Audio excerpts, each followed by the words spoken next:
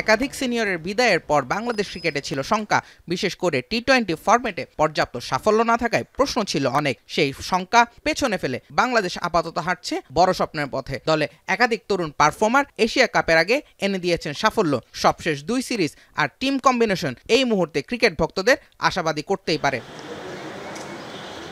টি-20 ফরম্যাটে strike rate যেন ব্যাটারদের দক্ষতার মানদণ্ড, সেই প্রশ্নে স্বস্তি আশঙ্কা দুই আছে বাংলাদেশ দলে। স্ট্রাইক রেটের বিবেচনায় বাংলাদেশের টি-20 ইতিহাসে সেরা 7 ব্যাটারের 6 জনই বর্তমান দলের অংশ। এরই মধ্যে নিজেদের ব্যাটিং দক্ষতা প্রমাণ করেছেন ইমন, তামিম, শামিম কিংবা জাকের আলীরা। তবে পুরো দলে নেই অন্তত 140 স্ট্রাইক রেটে ব্যাট করা কোনো খেলোয়াড়। সেই সঙ্গে বড় ইনিংস খেলতে না পারার আক্ষেপটাও হয়তো ভোগাবে এশিয়া কাপ কিংবা বিশ্বকাপে। বোলিং বিভাগেও আছে মিশ্র ভাব। পরিসংখ্যান বলছে মাঝের ওভারে প্রতিপক্ষ ব্যাটারদের বিপক্ষে খুব একটা কার্যকর ফর্মে নেই টাইগার বোলাররা। দলে থাকা সব বোলারদেরই উইকেট প্রতি খরচ করতে হয়েছে 28 রানের বেশি। বল হাতে তুলনামূলক দ্রুতগতির উইকেটে তাই কঠিন পরীক্ষা অপেক্ষা করছে বাংলাদেশের জন্য। তবে এমন পরিসংখ্যানের বিপরীতে স্বস্তি মুস্তাফিজুর রহমানের উপস্থিতি।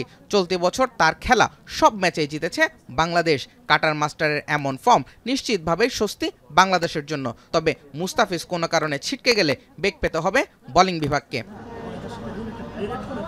অবশ্য এসবের ভিড়ে বড় স্বস্তি বাংলাদেশ দলের স্কোয়াডে এসেছে স্থিরতা। 2024 সালের ওয়েস্ট ইন্ডিজ সফর থেকেই টিম কম্বিনেশন বিবেচনায় বাংলাদেশ খেলছে নির্দিষ্ট এক ছকে। 2 আন্তর্জাতিক টুর্নামেন্টের আগে যা বেশ ইতিবাচক বার্তা দেশের ক্রিকেটের জন্য। জুবায়ের আহমেদ, এখন।